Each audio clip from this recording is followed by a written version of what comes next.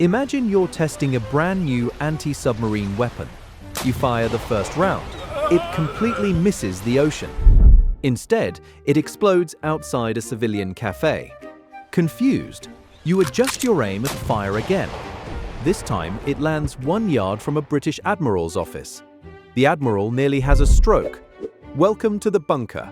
I'm Professor von Blunder, and today we're examining one of history's most spectacular targeting failures, the expendable noisemaker. A clever device designed to confuse enemy torpedoes. A brilliant idea. Except the British Army forgot one tiny detail when they tested it. They forgot physics, and gravity, and basic math. The result? 2 near catastrophes, 1 furious admiral, and a weapon test that got banned from an entire harbor. Let's set the scene. World War II. German U-boats are prowling the Atlantic with a terrifying new toy, acoustic torpedoes. These things listen for the sound of your ship's propeller, then home in on it like a bloodhound with a grudge. The solution?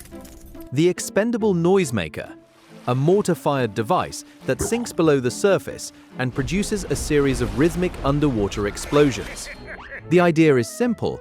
The torpedo hears the booms, thinks it's found a ship, and wastes itself chasing a decoy. Genius, right? On paper, absolutely. In practice, well, that's where Private Timmy comes in. The Royal Navy hands the early trials over to the Army. Why? Nobody remembers. The Army decides to test fire the noisemaker into shallow water just off the beach.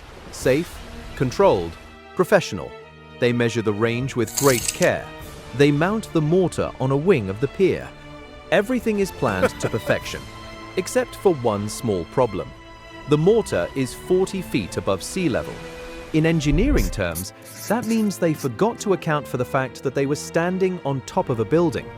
Think of it like aiming a water balloon at a kiddie pool from the roof of a 4-story building. You might want to adjust for that. Now, what would you check before firing a mortar in a crowded civilian area? The range? Sure. The angle? Obviously. The elevation of the mortar itself? Apparently not. Timmy loads the first round. The fuse is lit. Everyone steps back. This is going to be perfect. The mortar fires. The round arcs gracefully through the air, over the beach, over the water, way over the water. It sails clean across the target zone and explodes in mid-air just outside a cliffside café. Tables flip, tea goes flying. Civilians sprint for cover like it's the Blitz all over again. The café empties in approximately 3 seconds. In tactical terms, that means the Army had just invented the world's first anti-café weapon. Back on the pier, the soldiers stand in stunned silence. Timmy is sweating. The officer in charge is much puzzled, according to the official report. Much puzzled. That's British for, we have absolutely no idea what just happened. They huddle. They consult. They decide the issue must be a slight miscalculation of elevation. Timmy adjusts the angle. Just a tiny bit. Surely that will fix it. He loads the second round. Fires again. This one doesn't overshoot. Oh no. This one undershoots. It drops like a brick and lands exactly 1 yard from Admiral Casement's office. 1 yard.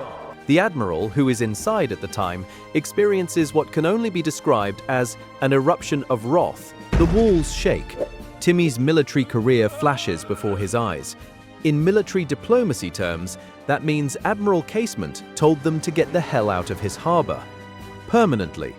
The results of this test? Test 1 terrorized a café.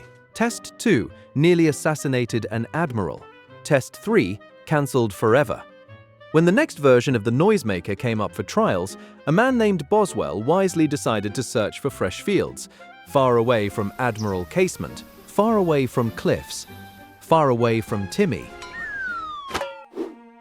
Time for the stupidity meter. Money wasted? Moderate.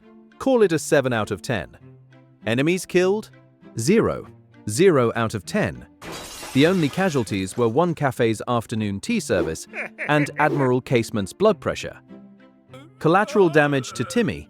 Oh, a solid 9 out of 10.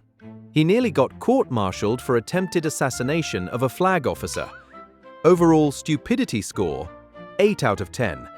A masterclass in forgetting that height exists. So here's my question for you. If you were in charge of testing a new weapon in 1943, where would you fire it? Let me know in the comments. And pour one out for Private Timmy. He's still hiding from the Admiral.